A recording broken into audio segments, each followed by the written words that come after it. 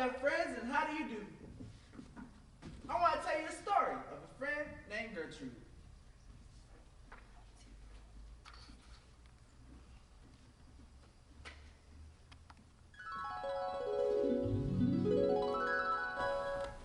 There once was a girl bird named Gertrude McFuzz, and she had the smallest plain tail there ever was. One droopy droop feather, that's all that she had, and that one feather made Gertrude so sad. Aww. Everyone around me has feathers galore. This one has 7 and that one has 4. If only I did not have this droopy droop feather that looked like it struggled under the weather, I could shine like everyone else, maybe even better.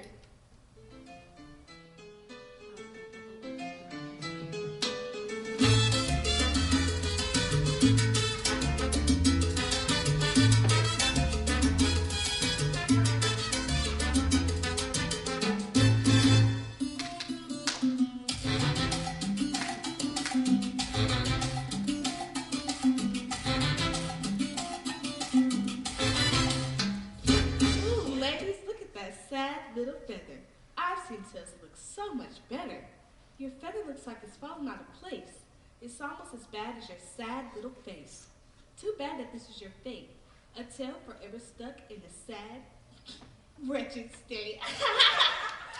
We got her. She's such a loser. Now, poor little Gertrude, whenever she happened to spy Miss Lola Lulu flying by in the sky, she got very jealous. She frowned and she pouted. She decided right then to do something about it. This isn't fair. I have 1. She has 2. I must have a tail better than Lulu. So Gertrude decided to fly near a lake where she would find her uncle, a doctor named David. She figured he could find a potion to make her tail look like Lulu. Oh, Uncle, you're a doctor. Please tell me if you know of a pill or a potion that will make my tail grow. Lola Lulu has 2, so I want 3. Oh, please, Uncle, please. How do I make this be? Oh, niece, why do you worry? Why do you fret? Every bird has what they need. Every tail is perfect. What you want is not worth it. You don't have a clue. Gertrude, you should be happy. Your tail is made just for you. Uncle! Do you see my feathers? Do you see my tail? I want to look better and I will not fail. So please, kind uncle, tell me what to do, because I want a tail better than Lola Lulu! Through all her tantrums, when she caused a great din, Gertrude's tired uncle finally gave in. Okay. There's a pillberry vine on top of a tree, on top of a hill, about an hour from me. There you will find a powerful seed that'll grow your tail and feed your need. So Gertrude thanked her uncle, and she flew. She flew straight to where the pillberry grew. She saw the vine, and as soon as she saw it, she took out the berry and started to gnaw it. It tasted just awful. It almost made her sick, but she wanted 2 tails, so she devoured it quick. Then something happened. She felt a small twitch in a small itch, and she turned around, and it was true. 2, I say. 2 tails grew. She looked like Lola Lulu. Ooh, I have an idea. Now I know what to do. I'll grow a tail better than Lola Lulu. The pills that grew on the vine were working just fine, so she nibbled off the pillberry vine. She felt a new twitch, then a tingle, then an itch. And before she knew what she would see, she had not 1 feather, but 2, then 3, then 3. Miss Lola only just has 2. I have 3. When Lola Lulu sees this beautiful fluff, well, she'll fall flat down on her face, sure enough. I'll show her who's pretty. I certainly will. Well, I'll grow a tail even prettier still. She snatched up those berries that grew on the vine. She gobbled down 4, 5, 6, 7, 8, 9, and she didn't stop eating. No, young Gertrude McFuzz, she ate 3 dozen, and that's all that there was. Then the feathers popped out with a zing and a zang. They blossomed like flowers in the spring, all fit for a queen. What a sight to behold! They sparkle like gumdrops and diamonds and gold. Like silk, like spaghetti, like satin, like lace. They burst out like rockets all over the place. They waved in the air and they swished in the breeze, and some were as long as the branches on trees. And they kept growing. They popped and they popped until right around sunset when finally they stopped. Now, the next thing to do is to fly straight home and show Lola Lulu. And when Lola sees this, well, her face will get red, and she'll let out a scream and she'll drop over dead. So Gertrude, who waited for the feathers that grew, did not think about the weight whenever she flew. So she spread out her wings to take off from the ground. With all of those feathers, she weighed about 90 pounds. Poor little Gertrude, so close but so far. How much she wanted to be the grand star. She yanked and she pulled and she let out a squawk. But that bird couldn't fly, couldn't run, couldn't walk. Oh, what have I done? What did I do? I have ruined my life trying to one-up Lola Lulu. How will I get home? However will I fly? Never again will I enjoy flying high in the sky. All through that night, young Gertrude was stuck on that hill, and she might be stuck up there still if her uncle hadn't heard the girl yell. So she came to rescue her and long help. Gertrude, I knew you feeding on those pillberry seeds would only feed your growing greed. You wanted to be better than Lola Lulu, not realizing that you were made to be just you. Then her uncle and the helpers started again to work. They wrapped the rope around her and lifted with a jerk. To lift her up almost broke their beaks, and to fly her back home almost took 2 weeks. And to yank out those feathers took a week or more.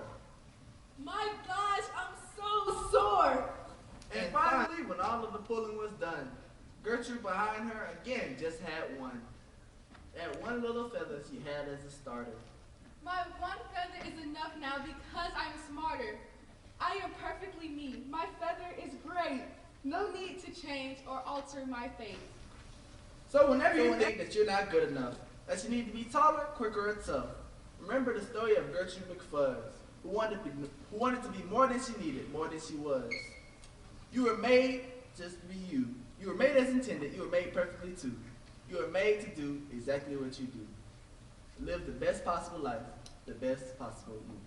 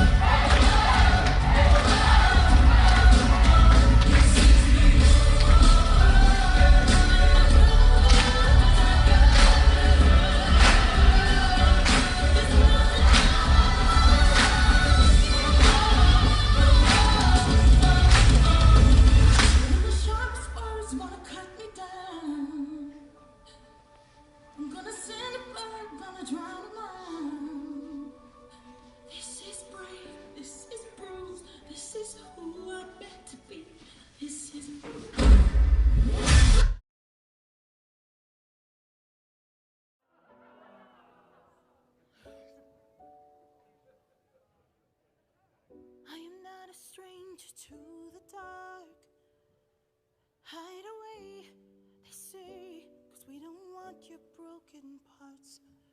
I learned to be ashamed of all my scars. Run away, they say, no one will love you as you are. But I won't let them break me down to dust. I know that there's a place for us, for we are glorious. When the sharpest words wanna cut me down, I'm gonna send a flood, gonna drown a mind. I am brave, I am bruised, I am who I'm meant to be. This is me. Look out, 'cause here I come. And I'm marching on to the beat I drum. I'm not scared to be seen. I'm big